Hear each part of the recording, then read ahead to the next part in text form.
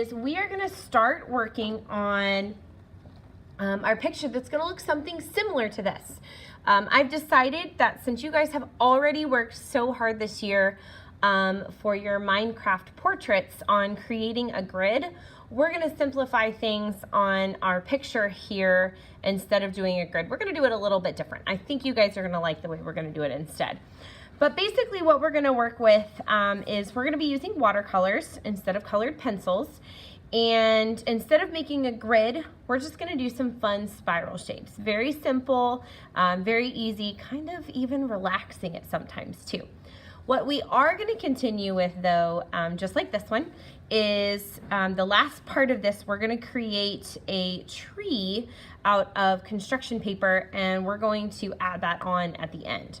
So don't worry about that today. What we are going to worry about though is we are going to trace your circle on your piece of paper, and then we're going to be working with the color groups of warm colors and cool colors. Warm colors are the colors that you think of when something is warm or something is hot. Those colors could be red, yellow, orange, sometimes some pink also as well. So you can see that on the inside of my circle here, those are the colors that I have chosen for the inside of my circle. The outside of my circle has my cool colors, and my cool colors are green, blue, and purple. Kind of those colors when you think of something being cold or icy or like cool grass or something along those lines. So these are the colors that we're going to use for our cool colors, and these are the colors that we're going to use for our warm colors. Now you will notice on this one, my warm colors are inside my circle and my cool colors are outside my circle. You do not have to stick with that same arrangement. You can choose to do this instead. You can choose to put the cool colors inside your circle and the warm colors outside your circle. Both are perfect, okay? But you can't mix and match the color groups. So say for example, on my outside, I can't do orange, red, and then throw in like some green. That doesn't stick with my warm and cool color groups. So if you choose to have the cool color group inside your circle, these are the colors that you're gonna stick with. If you choose to have them on the outside of your circle, then the outside of your circle should look something similar to these colors, okay? Let me show you how we're gonna do it. Let's get it going. So you're gonna get a white piece of paper. Make sure that you put your name and class code on the back, just like so, okay? Flip it over. And then you're going to get a large circle stencil, and we are going to trace this circle roughly in the middle of our paper. If you get it closer to one side, maybe a little bit closer toward the bottom, okay? And we're just simply going to trace our circle. Okay, so now we have our circle shape, and then we have our background shape around that, okay? What we're gonna use here to add color is we're going to use watercolors, okay? You'll notice that when you get your watercolor trays, they are already grouped with warm and cool colors in mind. Warm colors are here, cool colors are here. You'll also notice that with rainbow order, red, orange, yellow, green, blue, violet, they're already in those groups as well, if you think about it. Red, orange, and yellow are warm, green, blue, and purple are cool colors. We are not going to be using our neutral colors of black and brown today. Okay, so we're only going to stick with these 6 colors. All right, so here's how we're going to create our background. You'll have a big green paintbrush, and then each table will have one of the red buckets for water at your table. Okay, I'm going to put my warm colors inside my circle here. So let me get this to where you guys can see. Okay, there we go. So first thing I'm gonna do is I'm gonna wake up my warm colors. So I'm gonna take some clean water, spiral it gently around in my yellow paint, and then kind of pull off some of the extra, just so I have a good gentle puddle of the yellow paint in there, okay? Rinse off my brush, and then I'm gonna go ahead and wake up my orange color here too. Okay, now remember, when using watercolors, you need to have a wet paintbrush and you're gently swirling it around in the color. We never take a dry paintbrush and dig into our color palette here, we want a puddle of the color to be in there. That kind of shows us that our color is nice and awake, okay? And remember, before you go from one color to the next, you need to rinse off your paintbrush, okay? Get your nice wet paintbrush and gently swirl it around in the color so you have a nice pool in there, okay? Now that I've got that, I'm gonna go through and I'm going to create spirals, okay? So I'm gonna gently get some of that on there. And inside my circle, I'm going to create some spirals, trying to stay inside my circle, okay? If I get to a point where I reach my circle, but I want my spiral to keep going, I'm gonna jump over and continue it that way. Your spirals can overlap each other. If you would like, they do not have to, but they can. Okay. Rinse off my paintbrush and then go to another color. Gently swirl that. Whoops. All right, I'll put a spiral right there. We make the best of our mistakes, don't we? Okay.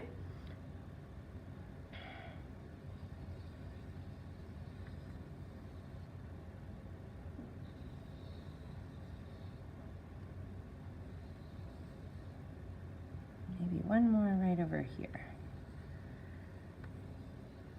Okay, just like that. Okay, then I'm gonna switch my paintbrush, rinse it off, and then get some red paint.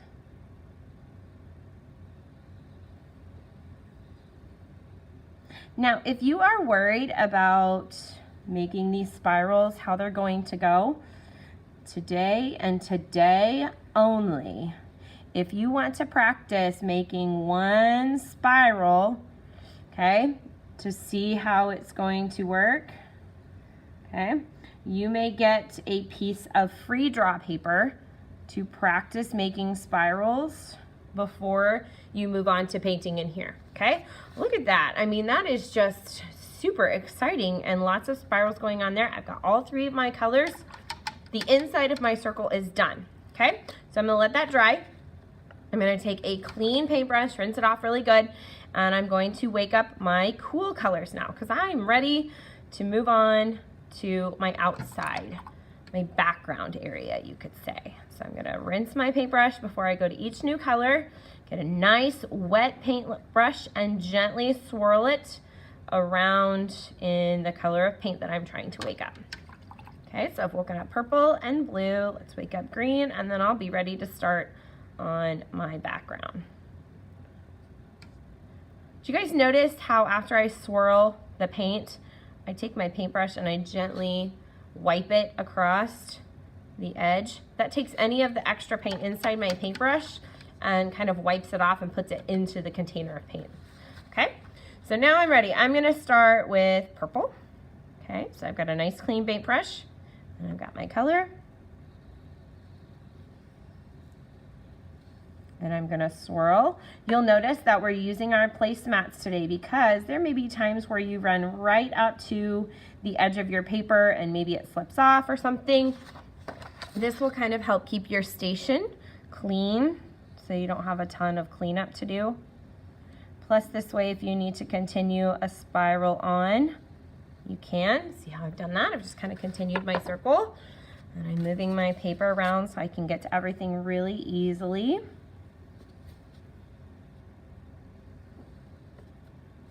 Notice that I'm making my spirals nice and big, okay? Rinse my paintbrush, and now I think I'll use some blue. So I'm gonna take my nice wet paintbrush and get some blue paint. Remember, if you're painting and your paintbrush is not moving as smooth as mine looks like it is, probably means that I don't have enough paint on my paintbrush. If your paintbrush, when you're painting, if your paint feels thick and sticky, that means you don't have enough water. Watercolors are supposed to kind of feel like your paintbrush doesn't even have any paint on it. It's supposed to feel like you're just painting with water on your paintbrush. It's supposed to feel like there's nothing there at all.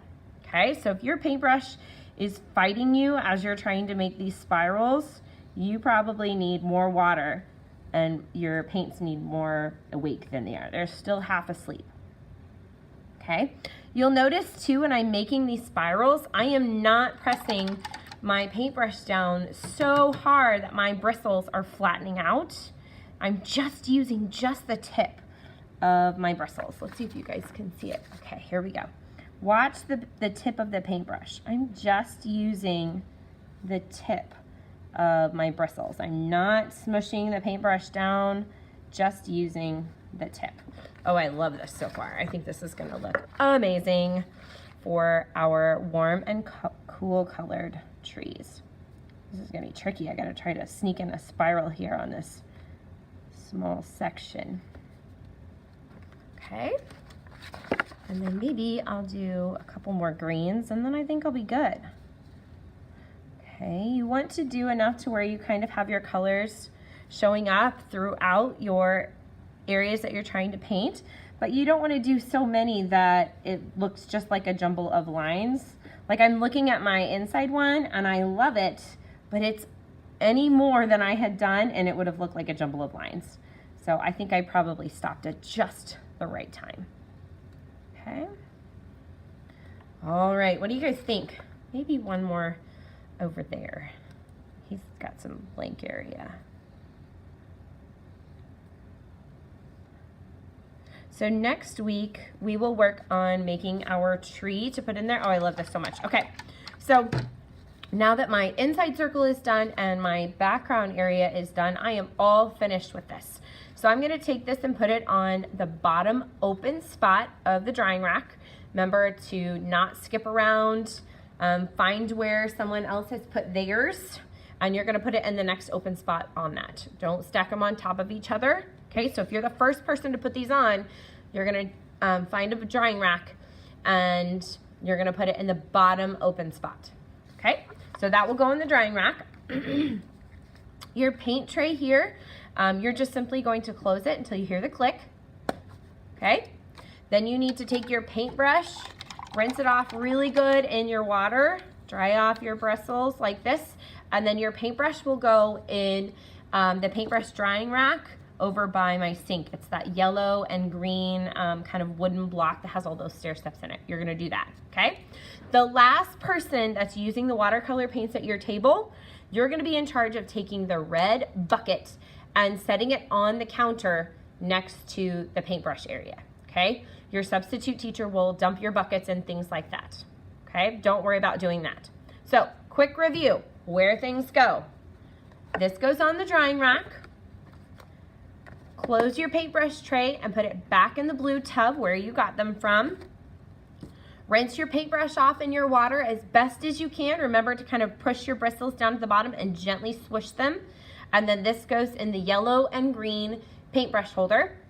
And then the last person that's painting is gonna take your water bucket and go set it on the counter next to the sink. After that, you need to take your placemat, put it back underneath your caddy. If you have any wet areas on your table, get a paper towel or a rag and simply dry it off. And then you may free draw until it's time to clean up. I can't wait to see all of these amazing warm and cool color spirals when I come back. I know you guys are gonna do an outstanding job. I hope that you're being on your best behavior for our guest teacher, and I look forward to seeing you guys when we come back.